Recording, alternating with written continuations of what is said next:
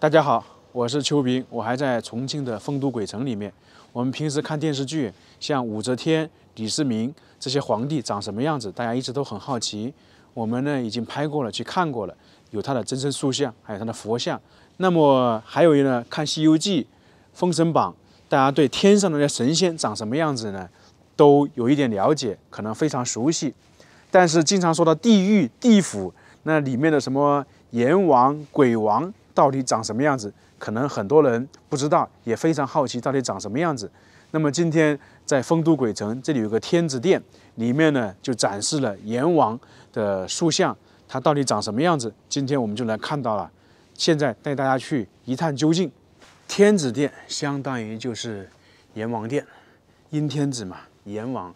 其实还有一种说法呢，阎王殿只是属于那个地府里面的一种，因为地府总共有10个阎罗殿，阎王上面其实还有领导，相当于是丰都大帝。眼前看到的就是天子殿，也是丰都鬼城里面建筑规模最大的，它是坐西向东，最早是修建于西晋时期，离现在大概有1600多年的历史。而现在我们看到的天子殿是清朝康熙时候修建的，已经有300多年的历史了。这个里面可不简单，经常神话中展示的像那些判官、阴差、牛头马面、黑白无常，在这里面都有。现在去看看。那么从这里进去呢，就是大殿了。已经进入这个阎罗殿，也叫阎君殿，相当于是一个大堂一样的。左右两边是10大阴差，就是我们经常说的官员上堂的，两边是差役。那中间属于4大判官，最后面呢就是阎王。那么现在先来看一下10大阴差吧，这些就阴差比较形象吧。豹尾、鸟嘴、鬼王，还有牛头马面。马面应该说是地府非常有名的勾魂使者，在各个城隍庙中都有牛头马面的形象。这里还有个鬼王，这个鬼王并不代表着至高无上的身份，因为他在地府的话，他是以黑白无常、牛头马面为队伍的，地位呢自然不会太高，但因其挂了个王字，地位呢高于一般的鬼族，大约像一个3代王那样的头领，就是相当于一个是中下层的干部。像看这些阴差，有天上飞的、地下跑的、水里游的，大概意思就是说阴曹地府可以管理一切。那现在我们看到这个是日游的，它又称为日游巡，是中国民间信仰中负责在白天四处巡逻、监察人间善恶的一个神邸，简称日巡游。这个在很多古代的那个文化书籍当中啊也有记载。你像那个桃花女，眼前看到就是无常，黑白无常嘛，在古代讲究的说的是黑白无常是负责接引阳间死去之人的阴差，分为黑白无常。民间传说遇黑者为凶，遇白者为喜，特别是在有一本书籍中记载北平风俗内征，讲述了这个黑白无常的故事。旁边的牛头就不用讲了，牛头马面、黑白无常应该是非常熟悉的。我们说10大阴差有天上飞的、水里游的，那么这个鱼鳃就是管理水中鱼类动物亡灵的名帅，和豹尾、鸟嘴、防风并称4大阴帅，就相当于是管理动物的。黑白无常是管理人的，是不是非常有意思的地方？现在这个就是叫夜游神，在《山海经·海外南经》中记载，夜游神是用来比喻深夜到处游荡的人，与日游神相反。夜游神就是在夜间四处游荡巡行的凶神，他们与日夜游神日夜轮流值班，相当于就是一个上夜班，一个上白班的意思。所以关于这些10大阴差、4大判官、阎王这些，其实在古代很多都是有资料描述的。你像《山海经》，还有很多当地的那些民俗都有记载。当然这些都是一些古代的传说而已。看完了10大阴差，后面就是4大判官。这里就有大家非常熟悉的魏征，还有钟馗。首先看到这两个判官，应该非常熟悉。左边这个是属于钟馗，右边这个属于崔判官。先说一下崔判官，他应该是四大判官里面的头号人物，也是阴曹地府里面一个赫赫有名的人物。为什么？大家看看他手上拿的东西就知道了。左手是生死簿，右手是勾魂笔。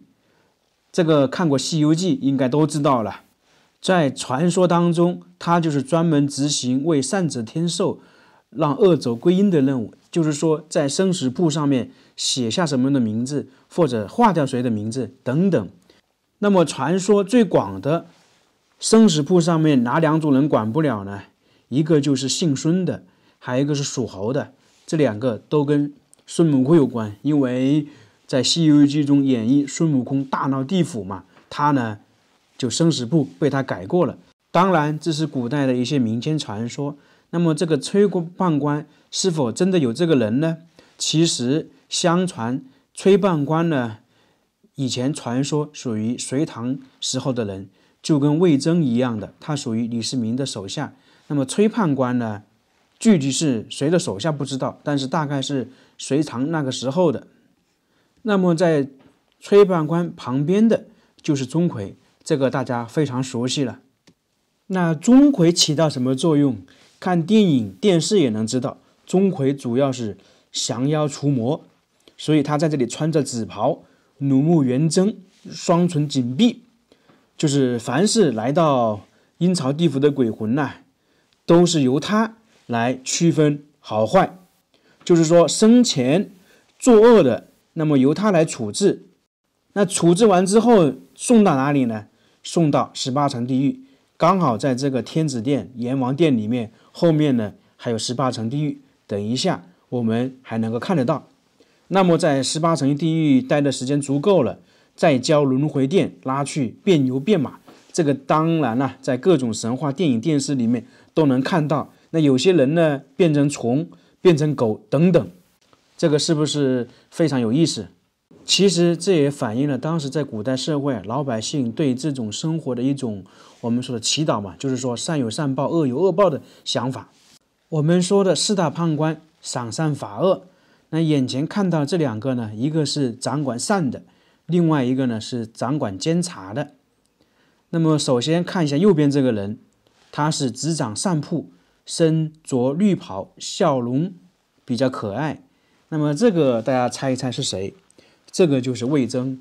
魏征的故事大家都不用讲了，被称为千古名相，是李世民很信任的大将。同时呢，魏征他的陵墓呢就在陕西那个礼前县呢，离李世民的陵墓直线距离不到2公里。也就是说，李世民陪葬墓最近的大臣墓就是魏征。那么这个掌管善铺，就说明那个魏征啊，嫉恶如仇，那个就是说比较我们说的公正嘛。他呢，在地府的作用相当于就是说，生前行善的小鬼全部由他安排，根据生前行善程度大小多少给予奖赏。那么最后一名判官呢，相当于就是监察的、监督的，因为其他3个人我们说的掌管生死簿的、掌管那个善恶的。那么那最后这名判官呢，他就是职责让善者得到善报，好事得到弘扬，恶者呢受到应得的惩处，并为冤者平反昭雪。所以呢，他就要保证他们这个赏善罚恶嘛，公正公平，大概就是这个意思。看完这个4大判官，最后呢就是我们说的阎王，他这是一尊塑像。这个阴天子大概是6米高，头戴金冠，身穿蟒袍，腰围玉带，双目圆睁，庄重威严。丰都鬼城大概是从东汉时期就开始了，所以有传说这个阴天子的坐像在这里呢已经有1700多年，这个是网上一些说法，不知道真假。看到这个阴天子阎王的坐像，大家会不会害怕？感觉让人紧张啊，有点胆战心惊在这里。因为经常看那个电影电视嘛，也让人会害怕一点。我刚刚在这里听导游讲，很多人来这里拜阎王呢，要注意一点，拜阎王不能求财，也不能烧香，因为阎王主要是看到旁边写的增添福寿，所以呢就不能求事业这些。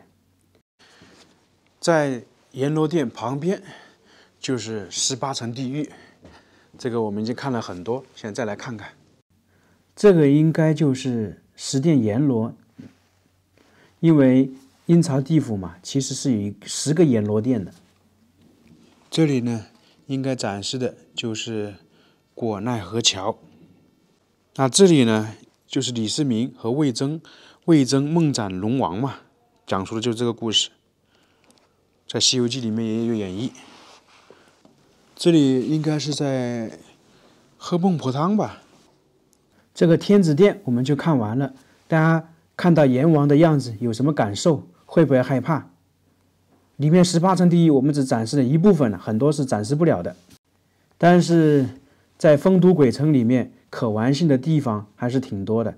这个天子殿、阎罗殿只是一部分，还有很多景点，刚好又是在长江边上面，挺有意思的一个地方。